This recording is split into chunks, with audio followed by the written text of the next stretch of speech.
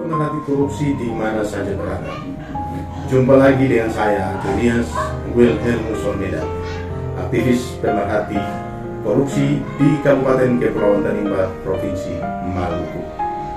Pada edisi ketiga ini, saya akan mencoba mengulas tentang salah satu proyek fisik pemerintah daerah Kabupaten Kepulauan Tanimbar, yaitu pembangunan ruas jalan di Kecamatan Kordata dengan tetap berada di bawah sorotan tema, yaitu mengungkap fakta di balik data. Sebelum kita masuk pada pokok permasalahan pada episode ini, maka alangkah lebih baiknya jika kita mengenal lebih dekat lagi profil perusahaan pemenang proyek Jalan Romian Sofianin tahun anggaran 2019 tersebut. Adalah PT Putra Tanimbar Sejahtera dengan direkturnya adalah Silverius Go. Perusahaan ini diketahui dari akta notarisnya adalah salah satu dari sekian perusahaan yang berasal dari Kota Sorong, Papua Barat, yang baru bercokol di Kabupaten Kepulauan Tanimbar pada tahun 2018 dan baru mulai membangun atau mendirikan perusahaannya pada awal tahun 2018 tersebut. Namun kemudian, karena diduga memiliki kedekatan dengan orang kuat di Kabupaten Kepulauan Tanimbar ini, maka perusahaan-perusahaan yang baru dibentuk atau baru didirikan tersebut, walaupun belum memenuhi persyaratan kualifikasi, namun kemudian perusahaan-perusahaan ini diberikan kesempatan untuk meraup habis kegiatan-kegiatan fisik di Kabupaten Kepulauan Tanimbar selama kurun waktu 2017 hingga 2020. Beliau menyampaikan bahwa yang meminta beliau untuk menjadi direktur Silverius Go, lagi-lagi mereka ini teroris datang ke Tanimbar ini, termasuk Silverius itu. Karena mereka itu satu kelompok. Mereka datang mengelabui orang-orang Tanimbar. Orang Tanimbar terlalu bodoh untuk mempercayai mereka ini. Karena sebelum rapat komisi dengan PT Tanimbar Sejahtera Selatan, apa ini? Jadi Silverius itu seperti ini juga lah, gayanya apa semua seperti ini juga. Memang betul, tidak pantas seperti apa yang disampaikan oleh pimpinan DPRD. Tidak layak menjadi seorang pimpinan atau direktur. Tidak layak sama sekali.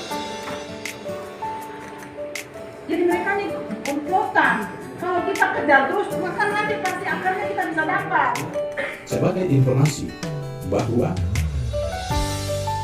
perusahaan-perusahaan yang baru dibangun pada tahun 2018 maupun 2019 tersebut, yang kemudian menguasai hampir sebagian besar paket-paket pekerjaan fisik di Kabupaten Kepulauan Tanimbar ini dikendalikan oleh hanya satu orang. Dan setelah ditelusuri, ternyata yang bersangkutan adalah orang yang punya andil cukup besar pada saat proses pilkada di tahun 2017 tersebut. Pada APBD tahun anggaran 2019, pemerintah daerah Kabupaten Kepulauan Tanimbar menganggarkan sebesar 4.909.000.000 rupiah untuk kepentingan pembangunan Jalan Romian Sofianin yang dibiayai dari dana alokasi khusus daerah. Proyek pembangunan tersebut kemudian dimenangkan oleh PT Putra Tanimbar Sejahtera dengan direktur utamanya adalah Silverius Go. Proyek yang kemudian harusnya diselesaikan pada tahun anggaran 2019 tersebut sesuai kontrak kerja nomor 762 dari hasil penelusuran kami, diketahui bahwa paket pekerjaan proyek dengan kontrak tersebut kemudian tidak dilaksanakan sama sekali pada tahun 2019. Saya Nixon Lartutul, Sarjana Hukum, Ketua Komisi C DPRD KKT, bersama teman-teman pimpinan dan anggota Komisi C DPRD KKT, antara lain Pak Makuatua, Pak Frederick Korempolun, didampingi langsung oleh Koordinator Komisi C, Pak Riki Jawarisa dalam jabatan juga sebagai Wakil Ketua DPRD KKT, kami melakukan peninjauan langsung terhadap kegiatan infrastruktur pengerjaan jalan Transpordata, yang mana pekerjaan ini mulai dikerjakan tahun 2017 untuk pekerjaan sirkuitnya, dan kemudian tahun 2019 ada dianggarkan dalam dana sebesar 4.900.000.000 lebih untuk pekerjaan lanjutan dalam kegiatan pekerjaan Lapen. Namun terlihat kami dari desa Sofianin ke sini ditemukan di depan sana di jalan utama ada tumpukan sekitar 3-4 kubik batu, sementara di belakang saya ini ada jembatan yang terbengkalai. Kemudian yang menjadi pertanyaan bagi kami DPRD KKT ialah bahwa dana sebesar 4.900.000.000 lebih ini sudah seharusnya minimal ada progres pekerjaan sedikit. Sudah ada penyusunan batu dan selanjutnya, namun ternyata tidak sama sekali. Dan oleh karena itu, sebagai lembaga DPRD dalam jabatan kami punya kewajiban untuk melakukan pengecekan langsung. Kemudian kami akan memanggil mitra atau SKPD terkait. Tertolak dari hasil on the spot Komisi C DPRD Kabupaten Kepulauan Tanimbar tersebut, kemudian disinkronkan dengan laporan pertanggungjawaban, laporan penyerapan DAP oleh pemerintah daerah. Kemudian ini tidak sejalan. Namun apa yang terjadi, temuan DPRD itu kemudian tidak ditindaklanjuti untuk memberikan teguran atau merekomendasikan proses hukum sebagaimana fungsi dan tugas DPRD sebagai fungsi pengawasan dan fungsi anggaran. Dan kemudian sesuai fakta yang kami ikuti, ternyata pada bulan April 2020 barulah pekerjaan proyek itu mulai dilaksanakan dimulai dengan pekerjaan penyusunan batu. Itu masyarakat menghentikan pekerjaannya dan menuntut perusahaan untuk harus menyelesaikan. Menuntut hak mereka segera diselesaikan oleh perusahaan. Nah, perusahaan ini sendiri kan tidak jelas.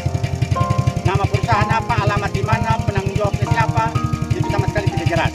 Untuk itu kita mohon kepada pemerintah daerah supaya segera menindaklanjuti tuntutan masyarakat ini untuk memanggil perusahaan tersebut untuk segera melakukan kewajibannya. Ironisnya adalah ketika itu perusahaan sudah kabur, sudah menghilang dan sulit sekali dicari. Akhirnya kasus ini mulai viral di media sosial, media massa, di koran, dan mulai viral. Dan kemudian pada bulan Juni itu juga Bupati Kepulauan Tanimbar, Bapak Petrus Pantolon, mengajak ke Forkopimda serta pimpinan SKPD teknis terkait untuk datang di lokasi proyek meninjau proyek tersebut. Nah, yang nampak di sana adalah ternyata sebelum 3 hari sebelum kunjungan atau peninjauan oleh Bupati Kepulauan Tanimbar bersama Forkopimda tersebut, ternyata sudah ada yang datang diam-diam untuk menyelesaikan pembayaran material maupun pekerja masyarakat yang nilainya kurang lebih mencapai 300 juta rupiah. So, dari mana dana itu diambil dan siapa yang melakukan pembayaran hutang-hutang masyarakat tersebut? Hanya Dewa saja.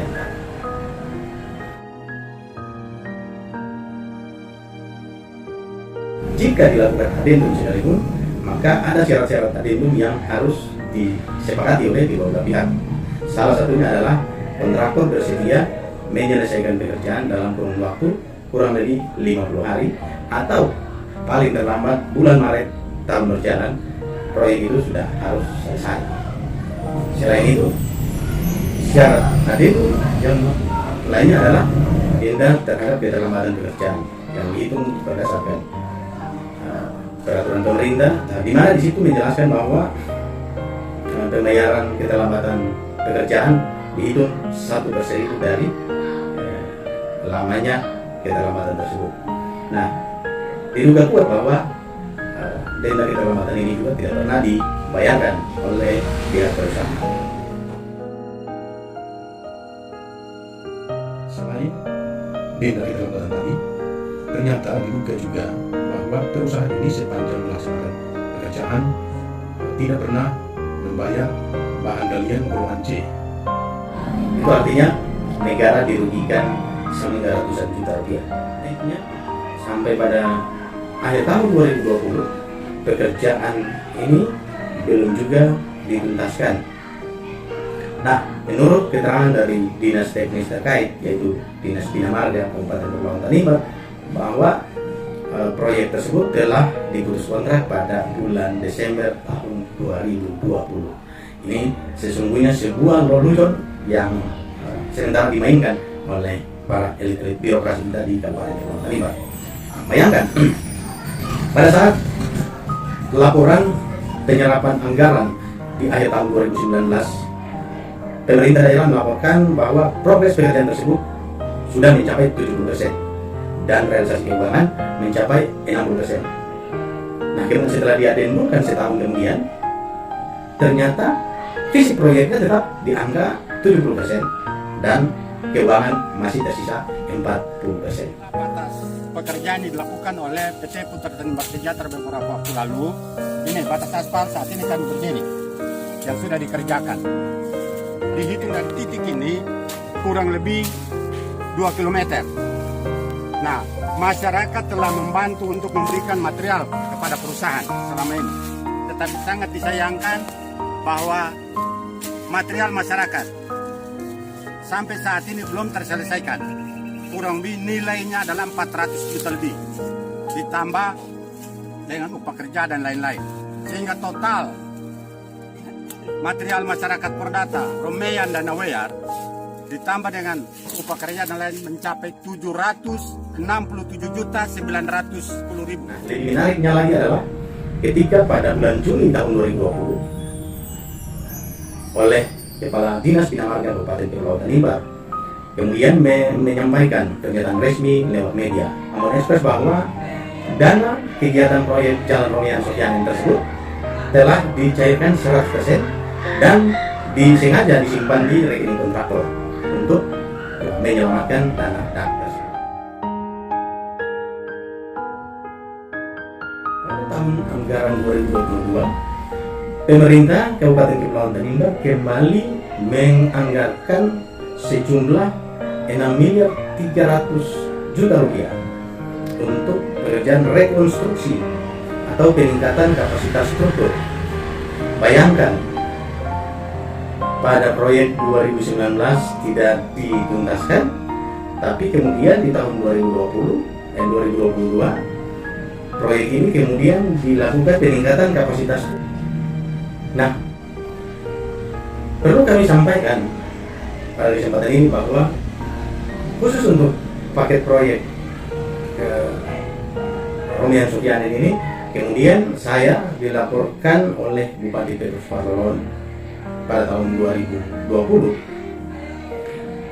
dengan tuduhan melakukan pencemaran nama baik Bupati Kepulauan Tanimbar. Ya, karena ada konten yang saya share ke media sosial yang menuliskan bahwa proyek Jalan Romian Sofianen ini sudah dicairkan 100%. Nah, kemudian karena merasa tidak terima dengan pernyataan tersebut, maka saya dilaporkan ke aparat penegak hukum dan kemudian saya menjalani proses hukum sampai waktu itu atau waktu turun sudah berapa persen kira-kira pengerjaan? saya tidak Tidak ingat atau sudah 50% kah atau apa waktu itu? Angka pastinya itu di dinas yang mulia. Tetapi waktu itu sebagian sudah diaspal, sebagian masih aman. Baik, setelah saudara kan panggil kan ya, dinas yang bersangkutan. Laporan dari dinas waktu itu sudah berapa persen pengerjaan?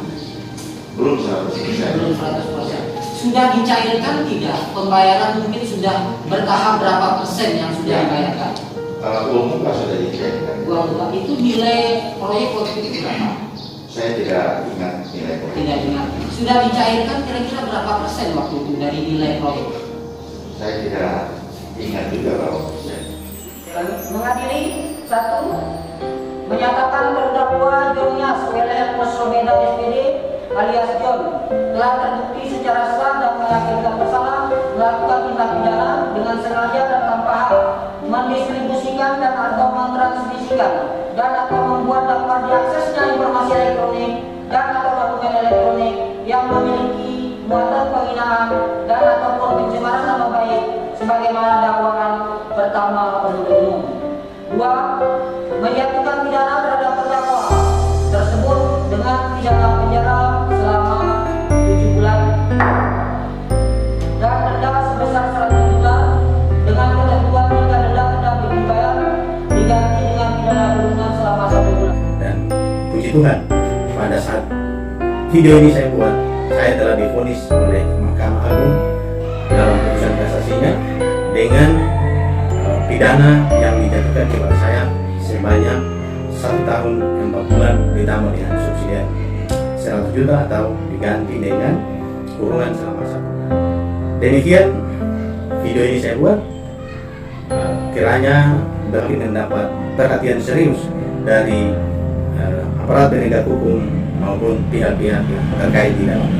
Atas perhatian dan kerjasama yang baik dari semua pihak kami ucapkan terima kasih.